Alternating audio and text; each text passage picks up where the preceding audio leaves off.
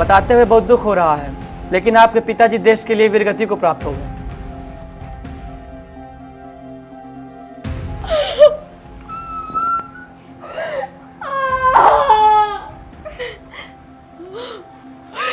क्या हुआ अंशिका? भैया ये देखो पापा।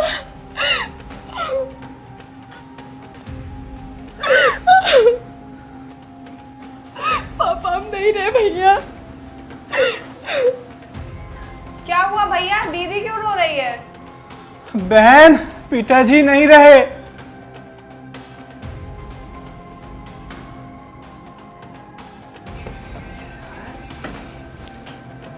खुशी, तुम्हें तो पता होगा ना पिताजी ने माँ की ज्वेलरी कहाँ रखी है। मुझे दे दो। भैया आज आप फिर पी कर आ गए। भैया पिताजी ने अलमारी में 5 लाख रुपए रखे थे, आपने जुए में गंवा दिए और अब आपको माँ की ज्वेलरी भी चाहिए। आकांक्षा, तू ज्यादा मत बोल। ये मत भूल तू मुझसे छोटी है और तू होती कौन है मुझसे सवाल जवाब करने वाली।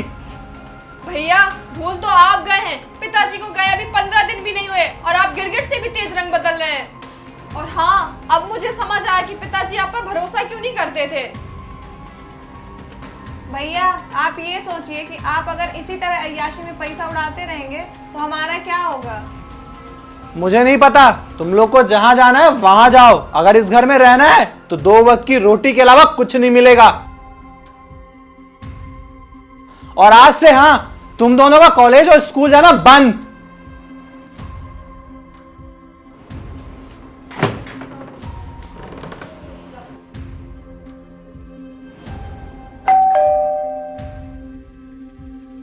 क्या हम अंदर आ सकते हैं?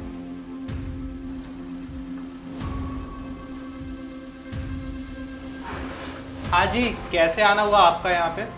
आपके पिताजी ने आर्मी बैंक में कुछ फंड जमा कराए थे अपने बच्चों के नाम, और ये उन्हीं के कागजात हैं। इसमें सिग्नेचर चाहिए, तो आप अपनी बहनों को भी बुलाइए। अरे बहनों को बुलाने की क्या जरूरत है?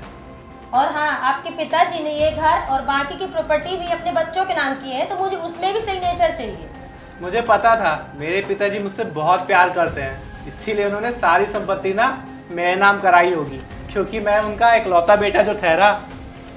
लाइए, कहाँ पे साइन करने हैं? मैं कर देता हूँ। जी नहीं, पहले अपनी बहनों को तो बुलाइए। अरे उनको बुलाने की क्या जरूरत है?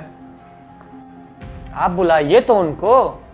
ठीक है, मैं बुला देता हूँ। आकांक्षा, खुशी, आना जरा बाहर।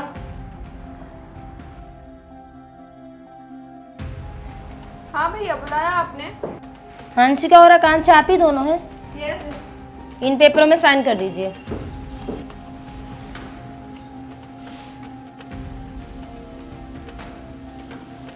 बधाई हो, आज से इस घर और सारी प्रॉपर्टी की तुम दोनों ही मालकिन हो। और ये 80 लाख का चेक भी आप दोनों के ही नाम है।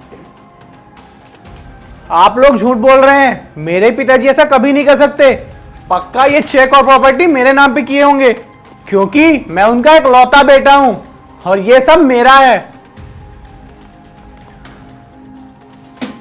अब मुझे समझ आया कि पिताजी ने सारी प्रॉपर्टी हमारे नाम क्यों की है। मैं ना तुम लोग को छोड़ूंगा नहीं। पिताजी आप जिंदा हैं?